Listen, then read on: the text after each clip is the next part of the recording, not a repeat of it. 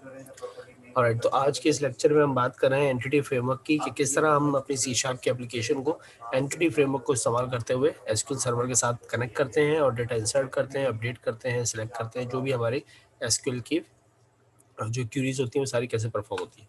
तो सबसे पहले हम एसक्यूएल सर्वर का एक डेटाबेस बना लेते हैं। ठीक है, मैंने अपनी डेटाबेस को एसक्यूएल सर्वर को लॉगिन किया। डेटाबेसिस पे जाके मैं न्यू डेटाबेस बनाना चाहता हूँ। मैंने राइट क्लिक किया, न्यू डेटाबेस।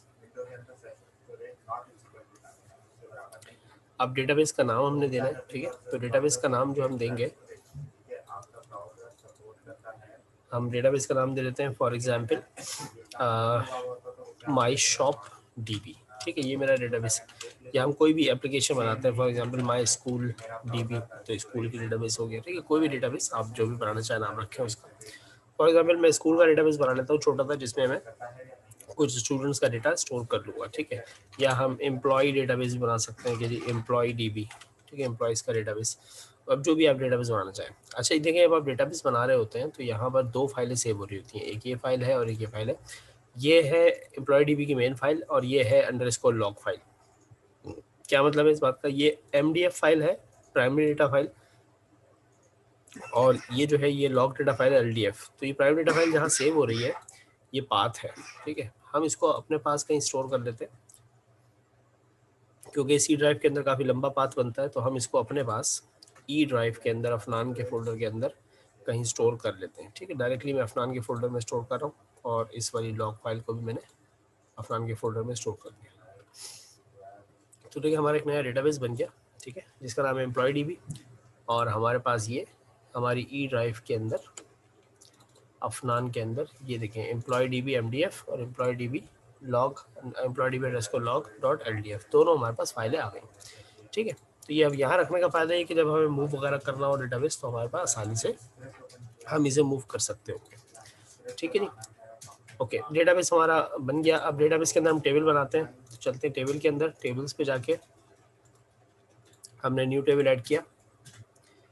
एक सिंगल टेबल पे फिलहाल हम काम करेंगे। टेबल का नाम रखते हैं, फॉर एग्जाम्पल हमारा टेबल डिपार्टमेंट का है, तो हमने एक कॉलम रखा D I D, department I D के तौर पे इंटीजर, डिपार्टमेंट का नाम, इसकी टाइप वार4 50 करेक्टर। ठीक है जी, ये मैंने कर दिया। डिपार्टमेंट आईडी को हमने प्राइमरी की करना है, राइट क्लिक करके हमने कहा सेट प्राइमरी की, और ऑटो इंक्रीमेंट देना है। तो हम यहाँ इसकी प्रॉपर्टीज़ में आए, इस कॉलम पे क्लिक करके प्रॉपर्टीज़ में आएंगे, तो आइडेंटिटी स्पेसिफिकेशन को हम यस कर देंगे। ठीक है, तो ये टेबल हमारा तैयार हो गया। कंट्रोल एस आप पाएंगे तो ये टेबल का नाम पूछेगा आपसे। मैंने कहा जी टीबीएल डिपार्टमेंट। ठीक है, ये हमारा टेबल हो गया। ठीक है, ये हमारे पास एक टेबल यहाँ तैयार हो गया। टेबल्स को अगर रिफ्रेश करें तो ये देखें, आपके पास एक टीबीएल डिपार्टमेंट आपके पास आ गया, जिसमें 2 कॉलम है और उसके अंदर एक प्राइमरी की है जो कि डी आई डी का कॉलम है। ओके जी, ये हमारे पास एक टेबल बन गया। सही, हम फिलहाल इसी टेबल पे बात करते हैं और इसी पे एक सी शार्प की एप्लीकेशन बनाते हैं छोटी सी, जहाँ से हम सिर्फ एक कॉलम ही इंसर्ट कर रहे होंगे। ठीक है, हम अपनी एप्लीकेशन पर आए और हमने यहाँ कर विजुअल स्टूडियो में न्यू प्रोजेक्ट हमने लिया। ठीक है,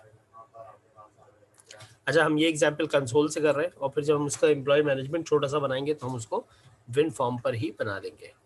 कंसोल एप्लीकेशन .NET फ्रेमवर्क की मैंने कहा अफनान के फोल्डर में ही सेव करेंगे। नाम मैंने रख दिया एम्प्लॉय सिस्टम। ठीक है, कोई भी एप्लीकेशन का नाम आप रख सकते हैं।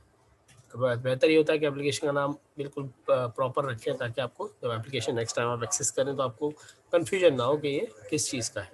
ठीक है,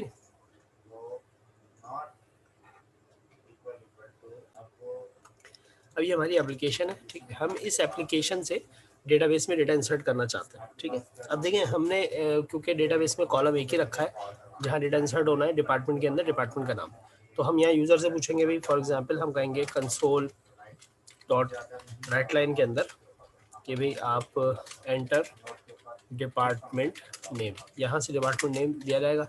अब जब वो इंसर्ट करेगा डेटा तो हम उसको एक वेरिएबल में रख लेते हैं और उसको हम रीड कर लेते हैं कंसोल डॉट रीड लाइन के जरिए से। ठीक है जी, तो जो भी वो डिपार्टमेंट का नाम देगा वो हमारे पास ए के अंदर आ जाएगा। अब यहाँ ए की जगह हम इसका नाम डीपीटी नेम रख लेते हैं ताकि हमें कंफर्म हो जाए डिपार्टमेंट नेम का वेरिएबल है। सही नहीं, अब सर उस डेटाबेस के उस टेबल में डेटा कैसे इंसर्ट होगा? डेटा तो आ गया हमारे पास, अब डेटाबेस में भेजना है। तो देखें जो हमारी एंटिटी फ्रेमवर्क है उसके लिए हमें कुछ नेम स्पेस ऐड करना पड़ते हैं। हम लिखेंगे using system dot data dot entity. तो देखो यहाँ पर एंटिटी का हमारे पास नेम स्पेस शो नहीं हो रहा।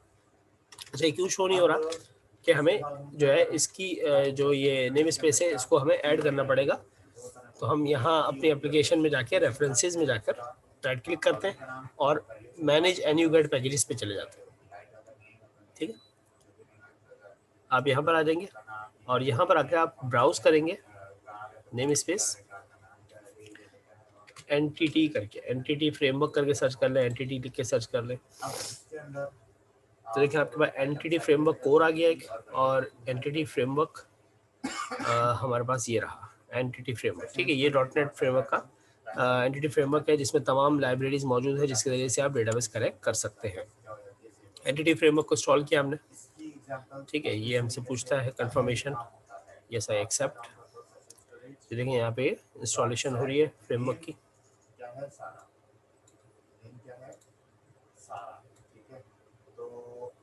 ये काम अब हम कर लेते हैं इसके अंदर।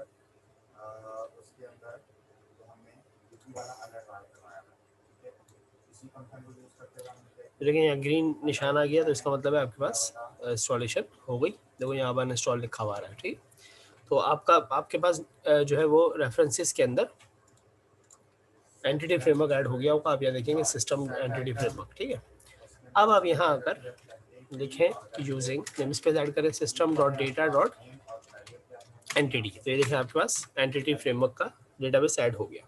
ठीक है, आपके पास फ्रेमवर्क की लाइब्रेरीज ऐड हो गई।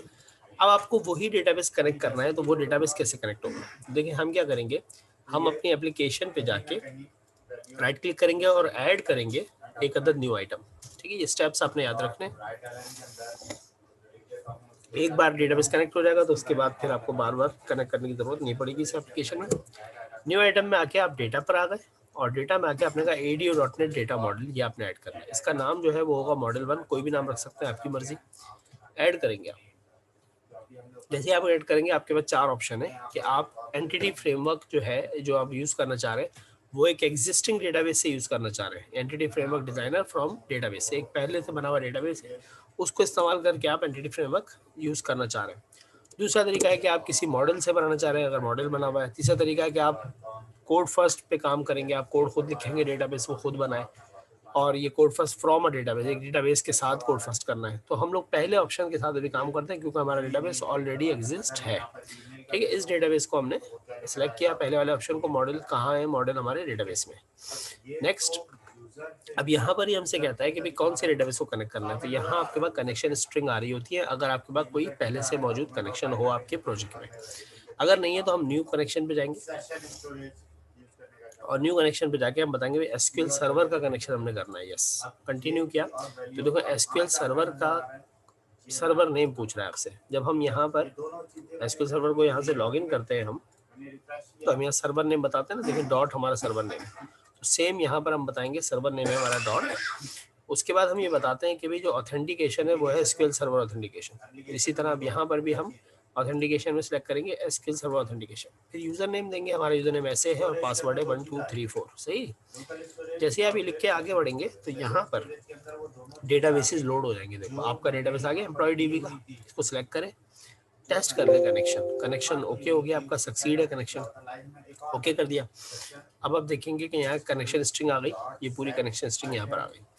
अब इसमें 2 ऑप्शन होते हैं कि पासवर्ड जो है ये वाला, ये आपने इंक्लूड नहीं करना या करना है। ठीक है, इसको इंक्लूड कर ले। ठीक है, पासवर्ड को अपने कनेक्शन स्ट्रिंग में इंक्लूड कर दे, यस कह दे। अब जो ये क्लास आपके लिए बनाएगा इस डेटाबेस की, उसका नाम होगा एम्प्लॉय डीबी एंटिटीज। ठीक है, ये इस नाम से आपके लिए क्लास बना देगा जिसके अंदर TBL डिपार्टमेंट वाला भी एक क्लास मौजूद होगी। अब देखते हैं आगे, तो इस नाम से हमारे पास क्लास बन जाएगी। आगे बढ़ते हैं। अब ये कह रहा है कि भाई आप इस डेटाबेस में से कौन कौन सी चीज़ें यूज़ करना चाहते हैं। तो हमने बताया भाई TBL डिपार्टमेंट को हम यूज़ करेंगे, बाकी कोई चीज़ यूज़ नहीं करेंगे। फिनिश किया हमने। ठीक है, तो हमारे पास यहाँ पर आप देखेंगे अभी कि एक क्लास ऐड, 2 क्लास ऐड होंगी। ये देखो पूरा एक मॉडल है आपके पास। अच्छा, ये मैसेज आया था, ये कहता है कि भाई आपके कंप्यूटर पे लोड आ रहा है, काम कर रहा है या नहीं, तो आप इसको यस कर दें। ठीक है, ईमेल खोलिए, ये उस वक्त होता है जब आपकी रैम जो है वो थोड़ी सी बिजी होती मैंने है। यहाँ पर सर्च अभी देखो यहाँ पर हमारे सामने कुछ नई चीज़ें हमारे प्रोजेक्ट में ऐड हो गई हैं, जिसमें से एक है डिज़ाइनर। तो ये देखो, ये वो टेबल है जो हमने वहाँ बनाया था डेटाबेस में, यही 2 कॉलम है इसके अंदर। ठीक है, आपके पास आपके प्रोजेक्ट के अंदर मॉडल 1 एक ऐड हुआ है पूरा। ठीक है, उस मॉडल 1 के अंदर क्या क्या है, उसके अंदर एक कॉन्टेक्स्ट की क्लास है। ठीक है, अब उस कॉन्टेक्स्ट की क्लास में बेसिकली आपको मैं दिखाता हूँ, ये है हमारा टीबीएल डिपार्टमेंट जो हमने बनाया था। आप देखो, ये पब्लिक क्लास बनी है और वही इसके अंदर 2 प्रॉपर्टीज़ हैं, एक डी और एक डी नेम, जिस तरह हमने लास्ट क्लास में स्टूडेंट के लिए बनाए थे। तो ठीक है, तो अब डिपार्टमेंट के लिए 2 कॉलम इसने बना दिया आपको। ठीक है, इसको आपने छेड़ना नहीं है, ये बिल्कुल सही है। ठीक है, ये सी शार्प की क्लास आ गई।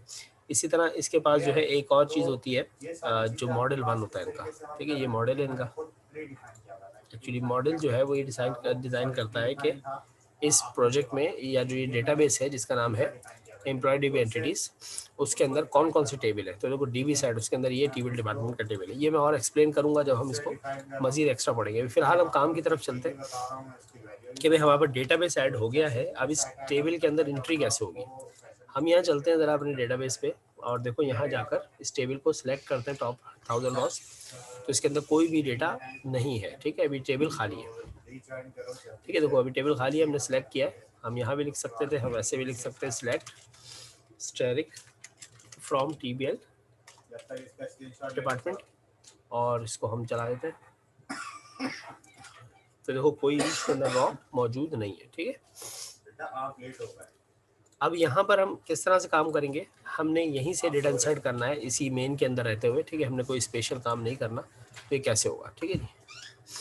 अच्छा,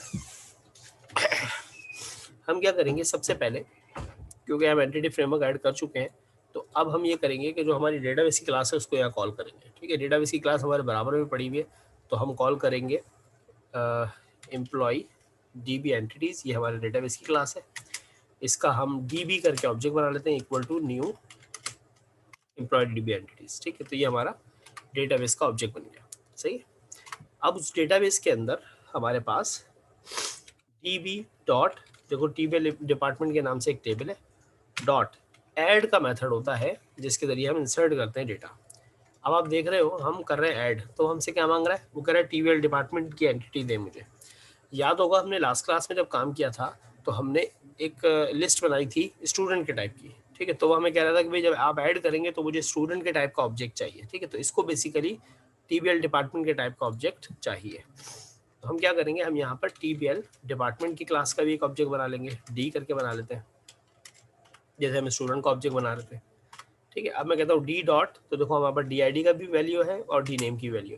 तो डी नेम को हम वैल्यू दे देते हैं, कहाँ से मिलेगी, वो जो डी पी टी नेम के अंदर इंसर्ट किया होगा उस यूज़र ने। ठीक है, तो ये डिपार्टमेंट का डेटा हमारे पास आ गया, और इस डी को हमने यहाँ ऐड कर दिया। तो ये एक्चुअली उस डेटाबेस के अंदर टीबीएल डिपार्टमेंट्स के अंदर एक रॉ ऐड हो गई, जो कि डी है, और डी क्या है बेसिकली हमारा ये डिपार्टमेंट की क्लास का ऑब्जेक्ट, जिसमें मल्टीपल कॉलम है। ठीक है, अभी तो एक ही कॉलम है तो हम एक ही भेज रहे हैं। ये डेटाबेस की तरफ डेटा चला गया, लेकिन ये जो डेटाबेस की तरफ अभी डेटा गया, ये परमानेंटली सेव नहीं हुआ है डेटाबेस में। इसको परमानेंटली सेव करने के लिए हम डेटाबेस के ऑब्जेक्ट को सेव चेंजेस के मेथड के साथ एग्जीक्यूट करते हैं।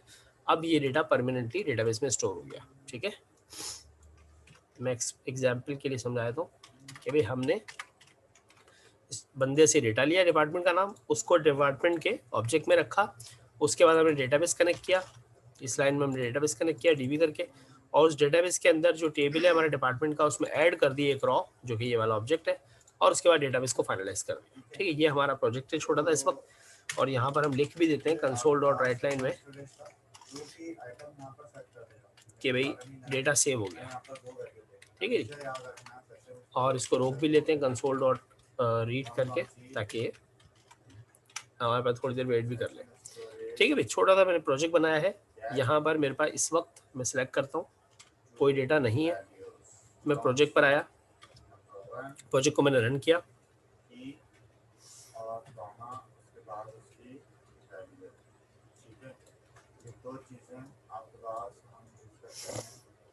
प्रोजेक्ट को जैसे ही मैंने रन किया, अब देखो प्रोजेक्ट हमसे पूछेगा कि भाई एंटर डिपार्टमेंट नेम, ठीक है। अब डिपार्टमेंट का नाम हमें डालना है, तो हमने कहा भाई डिपार्टमेंट नेम है हमारा फैकल्टी, एंटर किया। फिर को लिखा हुआ क्या आ गया, डेटा सेव। थोड़ा सा टाइम लगा फिर दिखा दिया डेटा सेव, इसका मतलब है डेटाबेस में डेटा चला गया है। आओ डेटाबेस में चलकर इस क्यूरी को दोबारा रन करते हैं। तो ये देखो हमारे पास डिपार्टमेंट नेम क्या आ गया, फैकल्टी, ठीक है भाई, हमारे पास से डेटा इंसर्ट हो गया। हम इस प्रोजेक्ट को यहाँ पे दोबारा चलाते हैं इस प्रोजेक्ट को, ठीक है।